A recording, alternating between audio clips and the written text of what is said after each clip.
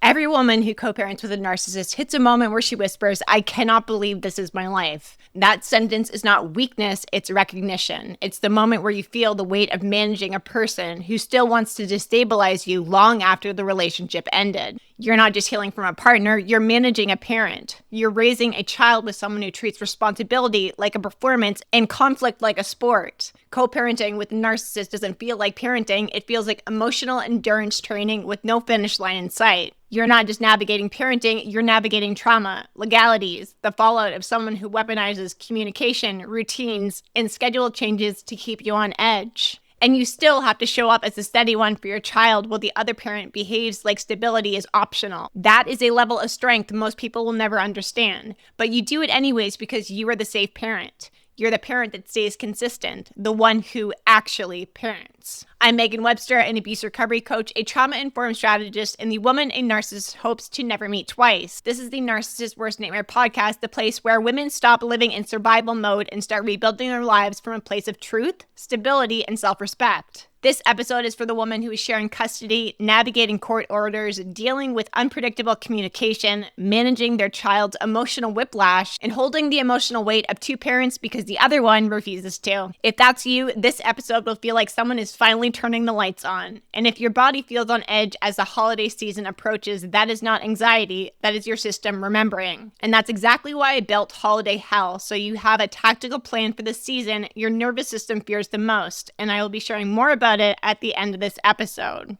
Let's talk about the reality of co-parenting with the narcissist. This is not about collaborating, it's about managing chaos disguised as communication. You are not dealing with someone who thinks like a parent, you're dealing with someone who treats parenting as leverage. The manipulation doesn't end when the relationship ends, it just changes shape. They weaponize text messages, distort agreements, use pickup times to provoke emotional reactions, and they treat every exchange like an opportunity to reassert dominance. It's not really co-parenting, it's crisis management. And yet women still shame themselves for struggling as if this situation should be easy. You think you should stay calm, be mature, not let them get to you. But here's the truth. You are not dealing with a normal human. You're dealing with someone who prioritizes control over cooperation, who would rather win an argument than support their child, who is more invested in your emotional reaction than the child's emotional well-being. There is no healthy collaborative co-parenting with someone who cannot regulate themselves. There is only parallel parenting, and that is not coldness,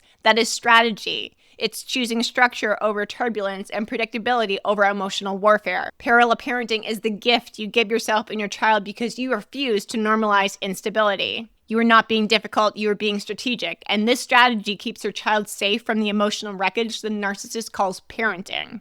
One of my clients came to me exhausted, convinced that she was failing as a mother because every interaction with her ex, she spiraled into the conflict. She thought if she just explained things better, softened her tone, approached him rationally, found the right words, things would improve. But you cannot negotiate with someone who needs conflict to feel powerful. She was treating him like a co-parent when he was functioning like an adversary. When she switched modes into parallel parenting, structure, zero emotional engagement, the entire dynamic changed, not because he changed, but because she stopped playing the game. And her child became calmer because her nervous system had room to breathe. Acceptance is about you, not them. It's the hardest part of co-parenting with the narcissist, not because acceptance means defeat, it's because acceptance forces you to face the truth you wish was not real. You're not accepting abuse, you're accepting reality. You're accepting that they are who they are, consistently inconsistent, emotionally underdeveloped, incapable of accountability, and allergic to responsibility. You are accepting that they will never become the co-parent that your child deserves, and that acceptance does not make you bitter, it sets you free. The longer you argue with the reality of who they are, the more emotional energy you're going to lose. You are not tired because you are weak, you are tired because you've been trying to co-parent with a fantasy. The version of them you keep hoping for is a ghost, and ghosts do not show up on visitation weekends. Acceptance is the piece that cuts the emotional cord. It ends the internal war, and it frees you from expecting emotional intelligence from somebody who's never shown it. Acceptance doesn't make the situation better, it makes you stronger inside of it.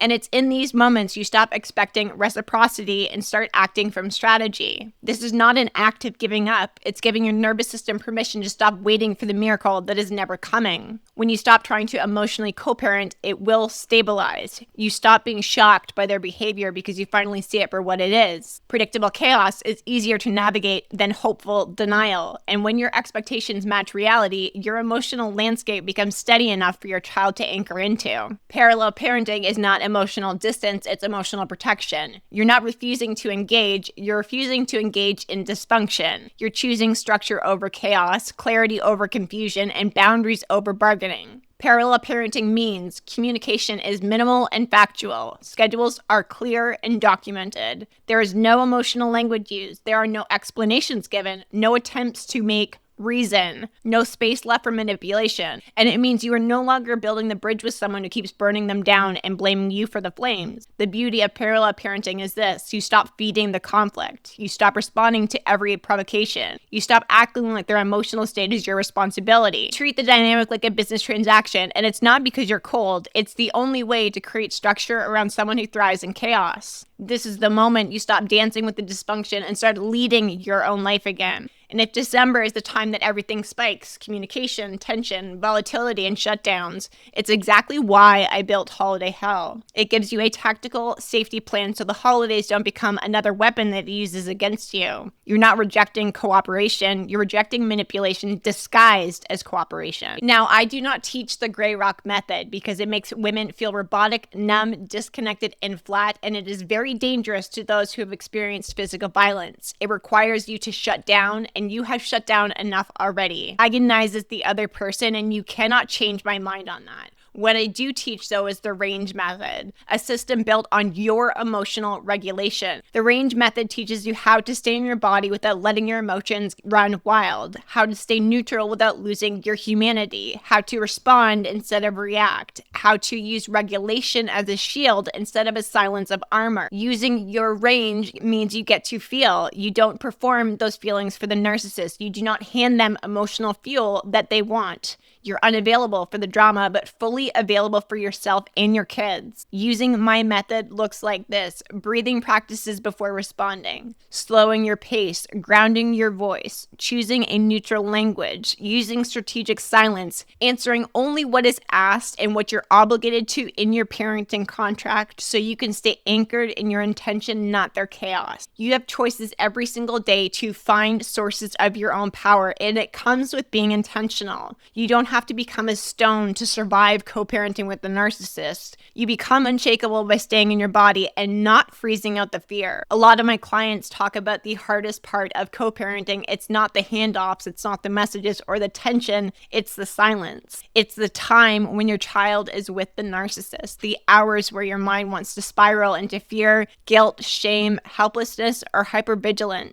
The hours where you feel like the absence is more than the relief. And those stretches in time can feel like an insane punishment at first because your nervous system does not yet understand what those breaks are for and where your life starts to breathe again. That empty space is not a void, it's an opening. It is a pocket of time that will allow you to rebuild the version of yourself that got buried under survival. These are the hours or days where you get to learn how to be alone without being lonely, where you can relearn the difference between peace and silence, where you can reconnect with your identity outside of motherhood and trauma. This is where you create the habits that hold you together, choosing routines that regulate your nervous system, setting rituals that remind you that your body is safe. You fill that time intentionally, not anxiously. This is not meant to be a distraction. It is reconstruction. You can use these windows for therapy, movement, journaling, meal prepping, resting, reading, building a business, anything that you've ever wanted to do. It allows you to start strengthening your support or just sitting at home and allowing it to be fully yours. The point of this is not productivity, it's presence. You have been running for a long time in survival mode, and you need to teach your nervous system what stability feels like so it can recognize safety when it arrives. Have things to do that you enjoy and fill your cup, but this is not to avoid feeling. You want to build your time from the woman who will not collapse again the next time life will test her.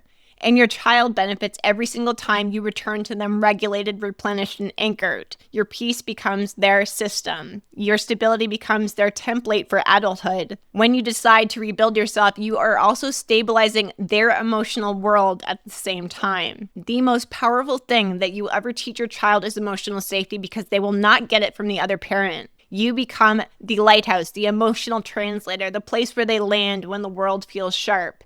And here's the discomfort. Your child does not need a perfect home. They need a regulated one. They need somewhere where their feelings are named, not dismissed. And they need a single parent that understands the difference between misbehavior and dysregulation. All they really want is to learn how to know that emotions are not their problems, they're information. So this is something that I've done with my son Hunter before he could even speak. We practiced co-regulating through breath, an emotional language that he could rely on, naming his feelings, and practicing body scans. And because of that, while he is with me, he does not have a tantrum, he doesn't have a meltdown, and he doesn't spiral without understanding why. He can articulate sensations, needs, fears, and boundaries because he's been taught that his internal world is valid. That's not luck. That's intentional generational repair. You are teaching your child the emotional skills that the narcissist cannot give them. You are teaching them how to recognize manipulation, how to trust their instincts, how to name the feelings the narcissist would push away or ignore. You are giving them a map for relationships that won't repeat the ones you escaped. Your child does not need two emotionally intelligent parents. They need one who refuses to let the cycle continue through them. And when they grow up, they will know exactly who kept them safe. There were a lot of moments in my early co-parenting journey where everything kind of fractured me at once. It was a shock that 50-50 was granted with all of the evidence and his dad being MIA for well over a year. To be told that I had to be in contact with his dad again honestly was enough to make me want to vomit. The first string of messages that came through from my ex sent shockwaves to my nervous system. It was this big, long, manipulative message designed to bait me into defending myself, and I almost did it. I was staring at the message, my hands on the keyboard, ready to justify, explain, and prove that I was not doing what he was accusing me of. But something inside of me went really still. I knew, logically, I am being judged on being a good co-parent. I had to remove how I felt, what happened to me, and remember that he will now have Hunter in his care. And this is one of the main reasons why I teach range over gray rock. Range is stable, selective form of communication that's polite and detached, and it goes wildly undetected by narcissists. I closed my eyes and I asked myself, what version of you is answering this today? I decided to not respond to the message itself, the nastiness, the manipulation. I responded to the reality, neutral, short, factual, no emotional access whatsoever, and then I put my phone away. That was a moment I realized I was not going to continue the cycle. That was the moment that co-parenting stopped being a war zone at the very beginning and it became a strategy. Is it easy? Fuck no. There are lots of moments where I want to fight back and defend myself and give him my exact opinion, but I do not live there anymore. I am not the wife of an abuser. I am not a victim, and I do not engage in unwell behavior. Our contact is to communicate about our son. Otherwise, this man does not exist to me. And I think that boundaries are the hardest part about co-parenting because maintaining them is exhausting. You're juggling work, parenting, healing, court documents, emotional regulation, and their unpredictability. It's easy to slip. It's easy to respond reactively. It's easy to forget the plan. But boundaries do not come from perfection. They come from consistency. They don't need to be flawless. They just need to be steady and neutral. Your boundaries are valid even on the days that you're tired, even when you have to reassert them, even when he tries to bulldoze them. Boundaries are not requests. They are decisions. If the holidays are when your boundaries feel the thinnest, when exhaustion hits the hardest, when guilt rises, when routines blow up, that is exactly the moment holiday hell is designed for. You're not meant to white knuckle your way through December alone. A narcissist does not respect boundaries, but they respond to them. Your consistency becomes the wall they cannot climb. Your boundaries are not for him, they are for you. They are a structure for your nervous system to rest against. It's the framework your child learns safety from. And it's the reason that chaos does not consume your household.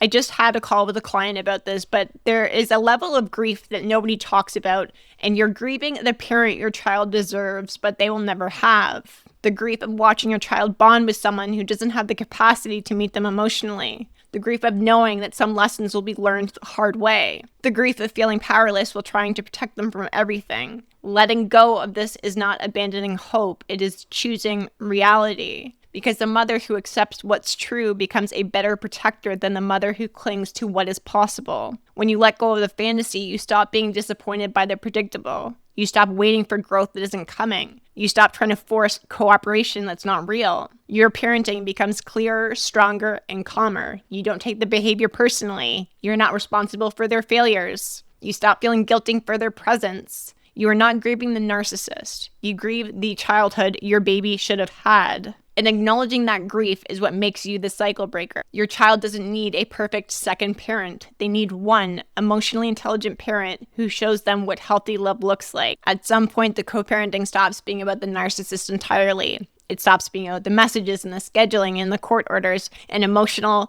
mental fuckery. Your power becomes who you are, not what he does. You become the emotional range. You become the repair instead of the reaction. You instill routines, traditions, stability, and safety. Your home is the home where your kids exhale. You have an opportunity to become the evidence that the cycle stops with you. One regulated parent changes the trajectory of a child's life, and that parent is you. This is not about coexisting with the narcissist. It's about outgrowing the version of you who is controlled by one. Co-parenting with the narcissist is not fair, it is not easy, but it will transform. When you choose to parallel parent, the range method, rebuilding yourself during the empty hours, helping your child with emotional intelligence, understanding your own identity over the battle, you build a foundation strong enough to withstand anything the narcissist throws at you. You don't need them to change. You just need to stay rooted, and you're going to do that every single day. With the holidays coming up, I created a special program just for that. Holiday Hell begins on December 3rd because the truth nobody talks about is that December is the most dangerous, destabilizing, emotionally unpredictable month for women who co-parent with narcissistic or abusive exes. If you are still inside the relationship, if you are trying to leave, if you are rebuilding your life after it, do not walk into December without protection.